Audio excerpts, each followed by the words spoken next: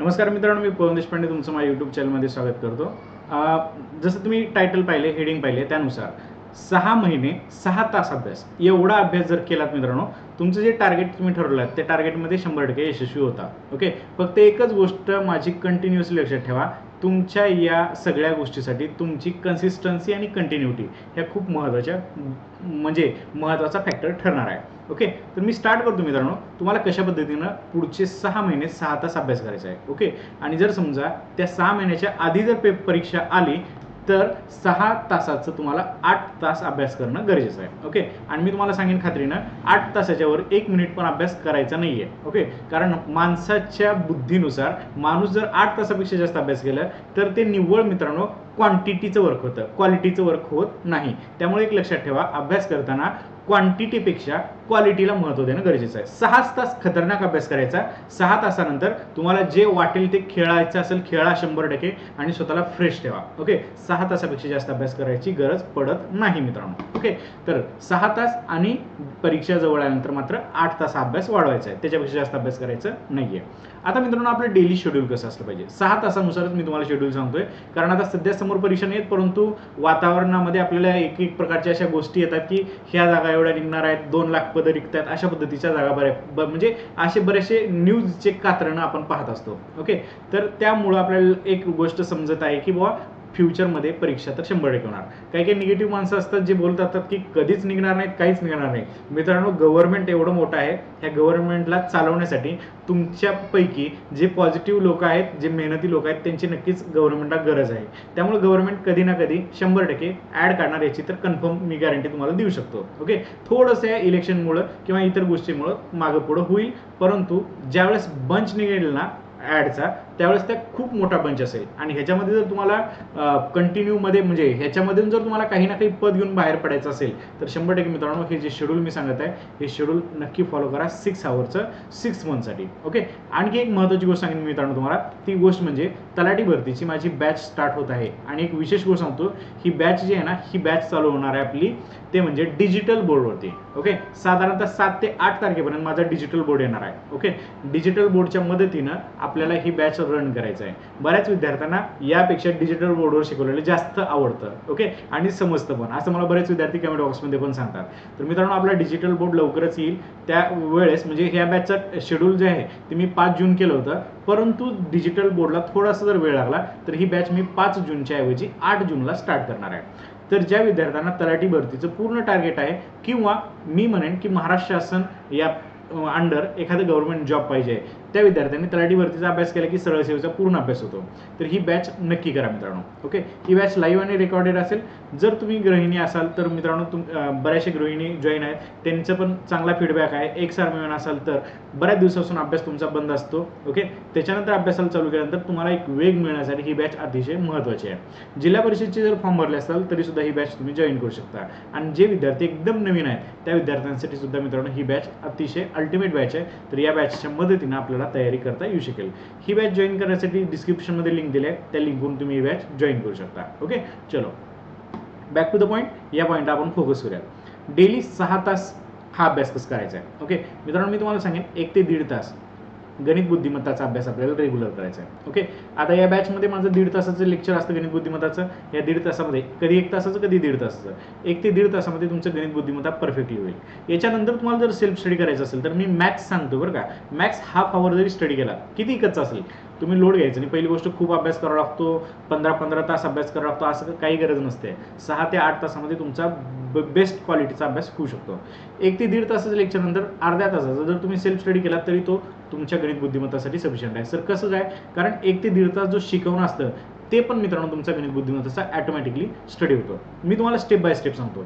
Daily, weekly काय करायचं आहे आणि त्याच्यानंतर तुम्हाला मंथली कशा पद्धतीने अभ्यास करायचा आहे. ओके मित्रांनो, एक लक्षात घ्या, डेली 1 तास मराठी व्याकरण करायचं आहे. आणि हे किती दिवस करायचं हे पण सांगेन मी. आठवड्यातल्या 7 दिवसापैकी फक्त 6 दिवस मराठी व्याकरणाचा अभ्यास करायचा आहे. ओके, काही काही विद्यार्थी काय करतात, एक सगळ्यात घाणेरडी म्हणजे चुकणारी गोष्ट मी तुम्हाला सांगतो. मराठी व्याकरण सोपं आहे. ओके, जे विषय तुमचे सोपे आहेत त्या विषयाला तुम्ही जास्त वेळ देता, हे अतिशय चुकीचा प्रकार आहे. मी बऱ्याच वेळेस पाहत असतो मराठी व्याकरणाचा म्हणजे एवढा सोपा भाग आहे, इन बिन मित्रांनो 35च्या वरती टॉपिक नाही आहे त्याचे. ओके, कितीही PYQ सॉल्व केले, काही केले, मी सांगेन परीक्षेच्या जवळ गेल्यानंतर आपल्याला 2 तास अभ्यास करायचा आहे. परीक्षेच्या आधी आपल्याला फक्त 1 ते 1.5 तास मराठी व्याकरणाचा अभ्यास करायचा आहे. मातृभाषा आहे, याच्यामध्ये आउट ऑफ सुद्धा मार्क तुम्हाला आरामात मिळतात. ओके, मग आउट ऑफ मार्क मिळवण्यासाठी याचा अभ्यास 3 तास 4 तास लेक्चर करून काही फायदा नसतो.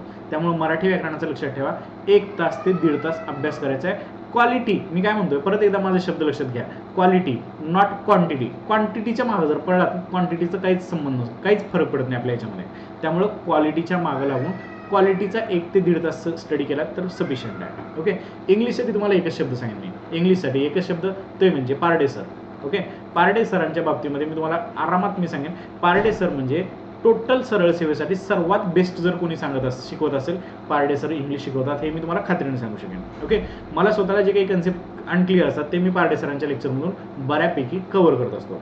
तर इंग्लिशचा मी तुम्हाला सांगेन, 1 तासाच्या लेक्चरच्या बरोबर ना तुम्ही 1 तास त्या ठिकाणी सेल्फ स्टडी करायचा आहे. गणिताला मी अर्धा तास सांगितलं, पण इंग्लिशला मात्र 1 तास सांगतोय. 1 तास लेक्चर, 1 तास स्टडी, 2 तासाचा इंग्लिशचा स्टडी. आणि त्याचबरोबर पारडे सर ज्या पद्धतीने नियोजन सांगतील तुम्हाला त्या पद्धतीने जर इंग्लिश केला तर मित्रांनो खात्रीने मी तुम्हाला सांगेन, 25 पैकी तुम्ही किती कच्चं इंग्लिश असेल तर 20+ मार्क्स तुम्ही आरामात मिळवू शकता. आणि चांगलं इंग्लिश असेल तर तुम्ही 23-24 मार्क मिळवू शकता. ओके, आणि बऱ्यापैकी पोरांचं कच्चं असतं, 25 पैकी 15-16 मार्क येतात मित्रांनो. तिथंच आपल्याला ग्रिप पकडायचे आणि 20+ मार्क मारायचं आहे. हे जर एवढं केलं ना, तुमचा ऑटोमॅटिकली इंग्लिशमध्ये सुद्धा चांगला स्कोर येऊ शकतो. ओके, स्टेप बाय स्टेप आपण जीएसकडे जाऊया. ओके, जीएसचं शेड्यूल मात्र मी इथे लिहिलेलं आहे वीकली. ओके, हे वीकली शेड्यूलचा काय प्रकार आहे एकदा मी पुढच्या पेजवरती सांगणार आहे. ओके, आणि जीएस मी तुम्हाला सांगत आहे, 1 तासाचं लेक्चर जर असेल तर ह्याचा पण 1 तास अभ्यास करा. जीएस खूप वास्ट आहे मित्रांनो. ओके, पण ह्याचं वास्ट असलं म्हणून ह्याला जास्त वेळ देऊन पण चालणार नाही. का? कारण हे टोटल हे 3 सब्जेक्ट मिळून आहेत 75 क्वेश्चन. ओके, म्हणजे 150 मार्काला. आणि हा एवढा मोठा वास्ट आहे, 3 पेक्षा जास्त मोठा आहे, पण याला क्वेश्चन आहेत 25, म्हणजे 50 मार्क. राईट, मग आपण ठरवायचं 75 क्वेश्चनच्या मागं पळायचं आहे का 25 क्वेश्चनच्या.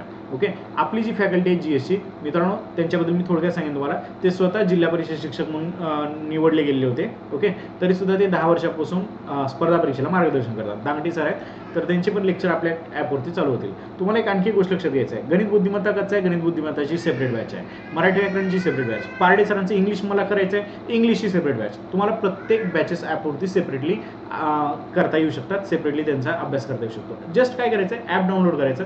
ॲप डाउनलोड करून प्रत्येक कोर्स असतं, प्रत्येक कोर्सच्या ठिकाणी तुम्ही ते कोर्स बाय केला की तुम्हाला ते लेक्चर आरामात दिसू शकतात. ओके, आता हे जीएसचं मात्र मी पुढच्या पेजवर सांगेन वीकली कसं शेड्यूल आखायचं आहे. ओके, आणि एक लक्षात घ्या, 15 मिनिट ते 30 मिनिट चालू घडामोडीचा डेली अभ्यास करायचा आहे तुम्हाला. ओके, पेपर चाळायचा आहे, पेपरमधले कात्रण जर जमा करता येईल तर जमा करायचं, त्या पद्धतीने याचं अभ्यास करायचा आहे. ओके, जीएसमध्ये हा चालू घडामोडीचा सब्जेक्ट सुद्धा तुमचा डेली कव्हर होणार आहे. डेली तुम्हाला 15-1 मिनिटाचं किंवा 1 दिवसाआड. ओके, 1 दिवसात तुम्हाला 15 ते 20 मिनिटाचं एक लेक्चर असेल, ज्याच्यामध्ये तुमचे 2 दिवसाचं चालू घडामोडी कव्हर होईल. या पद्धतीचं मी घेणारच आहे, त्याच्यामुळे चालू घडामोडीचं सुद्धा तुम्हाला काळजी करायची गरज पडणार नाही. राईट, आता जाऊयात आपण वीकली शेड्यूलकडं.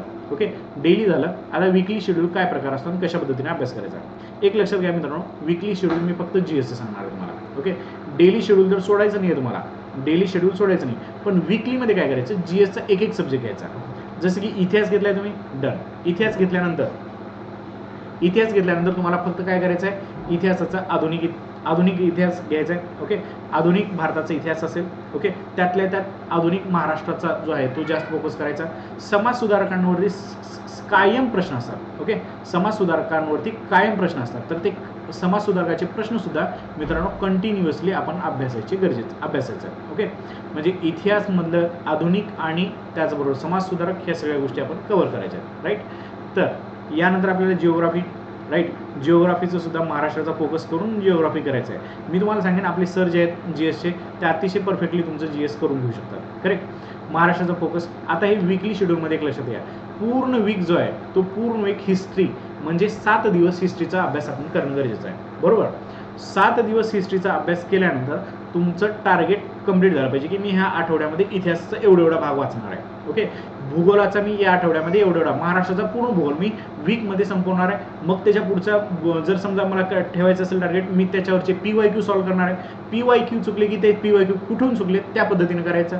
जिओग्राफीचे पाठ पाडायचे, महाराष्ट्राचे भाग पाडायचे, कोकणाचा भाग पहिल्यांदा करायचा, मराठवाडा करायचा, विदर्भ करायचा, असे भाग पाडून अभ्यास केला तर ही जिओग्राफी सुद्धा तुम्हाला सोपं जाईल. ओके, क्वालिटीच्या बाबतीत सुद्धा मी तुम्हाला सांगेन महाराष्ट्राचं विदर्भावर फोकस करा मित्रांनो. GH सर तुम्हाला सगळ्या सब्जेक्टची लिस्ट देतील, त्या सब्जेक्टनुसार हे पंचायत राज आणि सामान्य विज्ञान. जास्त अभ्यास न करता क्वालिटीचा अभ्यास अशा पद्धतीने केला तर तुमचं 100% मित्रांनो हे वीकली शेड्यूल सुद्धा व्यवस्थित होऊ शकतं. वीकमध्ये लक्षात ठेवा, एका वीकमध्ये एकच सब्जेक्ट कव्हर करण्याचा प्रयत्न करा. ओके, ज्यांना बोर होत असेल, बोर होण्याची गरजच नाही मित्रांनो, कारण वीकली किती करायचा आपल्याला अभ्यास, 1 हॉवरचा अभ्यास करायचा आहे बरोबर, आणि 1 तासामध्ये तुम्ही बोर होत आहे म्हणल्यावर मग अभ्यास न केलेला बरं असं म्हणतो तुम्हाला. बोर न होता एक एक वीकली सब्जेक्ट कंप्लीट करायचा आहे. हे परीक्षेच्या आधी एवढा बंचमध्ये अभ्यास झाला पाहिजे ना, परीक्षेच्या वेळेस ह्या फक्त याच्यात तुम्ही फास्ट किंवा रिडिंग नोट्स जे काढले असतात त्या रिडिंग नोट्स फक्त तुम्हाला वाचायच्या आहेत, एवढं टार्गेट ठेवायचं तुम्ही. ओके, आता मंथली स्टडीच्या बाबतीमध्ये आपल्याला कसा प्लॅन आखणं गरजेचं आहे बघा. ओके, मंथलीमध्ये एक लक्षात ठेवायचं, तुम्हाला मंथली 4 प्रश्नपत्रिका आरामात सॉल्व्ह करायच्या आहेत. ओके, मंथली काय करायचं आहे, 4 प्रश्नपत्रिका तुम्हाला पूर्ण सॉल्व्ह करायच्या आहेत. आता हे 4 प्रश्नपत्रिका सॉल्व्ह करताना कसं करणार, वीकली प्रत्येक आठवडा झाला की त्याच्यावरती एक प्रश्नपत्रिका सॉल्व्ह करायची. सर प्रश्नपत्रिका सब्जेक्ट वाईज करायची का, नाही, लक्षात ठेवा 100 क्वेश्चनची प्रश्नपत्रिका 100% सॉल्व्ह करायची. तलाठी भरतीचा पेपर काढायचा आणि हे करायचं. मी प्रयत्न करणार आहे आपल्या ॲपवरती प्रत्येक वीकला तलाठी भरतीचा एक प्रश्नपत्रिका आपण सॉल्व्ह करून घ्यायची. ओके, 2 तासाचा टाइम ठेवायचा, 2 तासामध्ये 100 क्वेश्चन सॉल्व्ह करायचे आणि ठेवायचं टार्गेट, या वीकमध्ये मला 100 पैकी किती आले बाबा, 60 आले, नाही पुढच्या वीकमध्ये 70, 80 आणि असं टार्गेट आपल्याला कितीपर्यंत घेऊन जायचं आहे, 85 पर्यंत टार्गेट घेऊन जायचं आहे. ओके, मी आवाच्या सवा तुम्हाला सांगत नाही की नाही 95 मार्क भेटले पाहिजेत, नाही, शिस्तीत म्हणजे जर व्यवस्थित पेपर झाला तर 85, की मीडियम पेपर झाला तर 85चं तुमचं कट ऑफ असतं, 85 पर्यंत तुम्हाला मार्क घेऊन जायचे तुमचे. ओके, आता तुम्हाला मी जे डेली आणि वीकली सब्जेक्ट सांगितलं आहे, 1 महिन्यामध्ये तुम्हाला कव्हर किती करायचं आहे हे तुमचा पहिलं टार्गेट असेल की मला या महिन्यामध्ये एवढं कंप्लीट करायचं आहे. मग त्यानुसार आपल्याला डेली आणि वीकली नियोजन आखायचं. आणि सेकंड थिंग मात्र टार्गेटनुसार किती आपण अभ्यास कव्हर केला आहे हे सुद्धा आपण काळजीपूर्वक पाहायचं. मित्रांनो, पहिले 2 महिने व्यवस्थित अभ्यास करा. 2 महिन्यामध्ये बऱ्यापैकी अभ्यास झालेला असला पाहिजे तुमचा, म्हणजे पुढच्या 3ऱ्या-4थ्या महिन्यापासून झालेल्या घटकाच्या PYQच्या मदतीने आपल्याला PYQ सॉल्व्ह करत बसायचे, प्रश्न सॉल्व्ह करत बसायचे. अशा पद्धतीने आपल्याला परफेक्ट अभ्यास करायचा आहे. ओके, तर एकंदरीत मी हे शेड्यूल तुम्हाला सांगितलेलं आहे. Okay, done. तर ज्या विद्यार्थ्यांना हे शेड्यूल फॉलो करायला अडचणी येत असतील किंवा काही थोडंफार हे होत असेल त्या विद्यार्थ्यांनी 100% ही बॅच जॉईन करा. ओके, या बॅचमध्ये मी हे डेली, वीकली आणि मंथली तुमचं शेड्यूल तुमचं सॉल्व्ह करून घेणार आहे. ओके, तर लवकरात लवकर मित्रांनो डिस्क्रिप्शनमधल्या लिंकमधून ॲप डाउनलोड करा आणि ही बॅच जॉईन करायला विसरू नका. राईट, तर भेटूयात मित्रांनो अशाच महत्त्वाच्या वेळेमध्ये महत्त्वाच्या टॉपिक्स आहेत. Thank you, bye.